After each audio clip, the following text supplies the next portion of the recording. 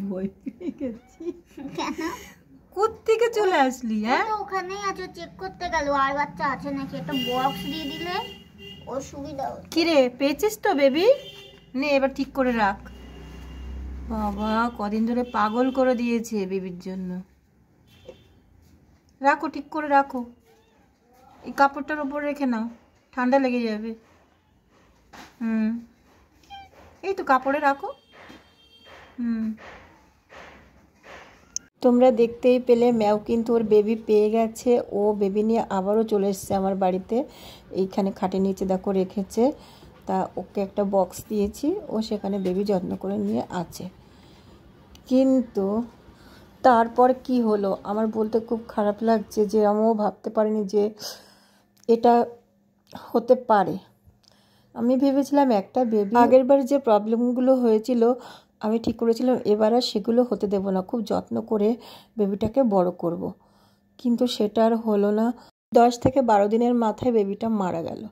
তারপর থেকে ম্যাও এই যে ঘরেই থাকে, কিছু বলতে চায়, ও ভাবে কি বেবি হয়তো আমাদের কাছে আছে, আমরা ওকে দেব। কিন্তু না, ওকে যখন মারা গেছিলো ওকে বলেছিলাম, দেখিয়েছিলাম। ম্যাও কিন্তু বুঝে গেছিলো বাচ্চা যখন নড়াচড়া করছিল না, ও তখন বাচ্চার কাছে খুব একটা থাকছিল না, আমাদের কাছে এসেই থাকছিল আর কিছু একটা বলছিল। তখন আমি বুঝে গেছি যে ও বুঝে গেছে বাচ্চাটা আর বেঁচে নেই।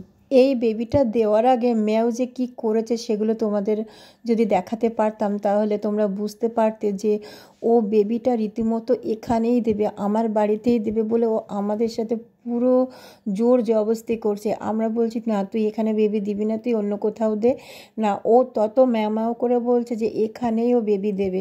রীতিমতো মানে কি বলবো, মানে রাস্তার লোক পর্যন্ত জড়ো হয়ে গেছিলো আমার বাড়ির সামনে।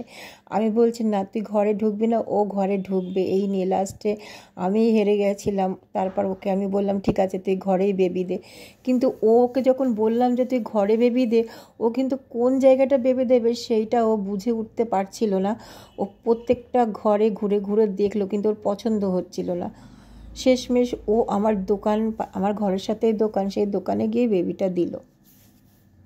তারপর থেকে তো ম্যাও কি বলবো 2-3 দিন খেতে আসেনি, মানে খেতে বেরই হয়নি, ও দোকান থেকে বেরই হয়নি। তারপর ওকে ডেকে খেতে দিতাম, কিন্তু ঠিক টাইমে ডাকলে খেতে চলে আসতো।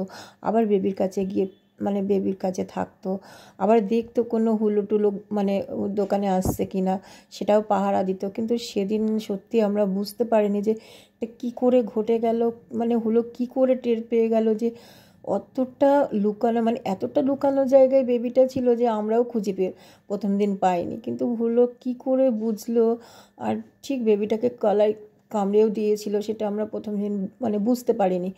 বেবিটা খুব কাঁদতো, তো ওর কান্না দেখে আমি ভাবলাম দেখি তো কাঁদছে কেন, তা দেখতে গিয়ে দেখি ওর গলায় কামড়ের দাগ। তখনই বুঝে গেলাম হুলো কিন্তু সেদিন ওকে কামড়েই দিয়েছিল। ম্যাও ঠিকই বুঝেছিল। কিন্তু দেখো ম্যাও কি করছে, ম্যাও পায়ের ওপর এইভাবে পড়ে থাকছে।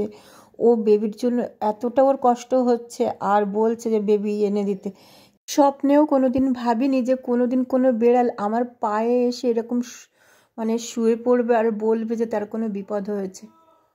যাই হোক, তোমরা সবটাই জানলে যে ম্যাওর দ্বিতীয়বারের বাচ্চাও আর নেই। তা ম্যাওরে খুব মন খারাপ, দেখো এইভাবেই বসে আছে, এখন একটু বাইরে আসছে আর আমাদেরও মনটা খুব খারাপ। এই যে দেখছো বাইরে একটু বসে আছে, ও কিন্তু আবার ঘরে গিয়ে না আমাদের পায়ের উপর গিয়ে এরকম পড়বে, মানে পায়ের উপর শুয়ে পড়বে, মানে কিছু বলছে সে একদম টান হয়ে শুয়ে পড়বে আর ম্যাও ম্যাও করবে। তারপর থেকে ম্যাও কিন্তু দেখো আমার খরগোশ, বাড়ি ভর্তি কিন্তু খরগোশ রয়েছে।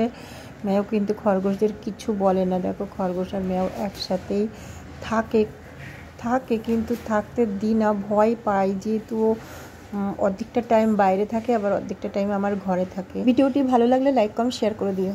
আজ এ পর্যন্ত, চলে আসবো অন্য কোনো ব্লগ নিয়ে।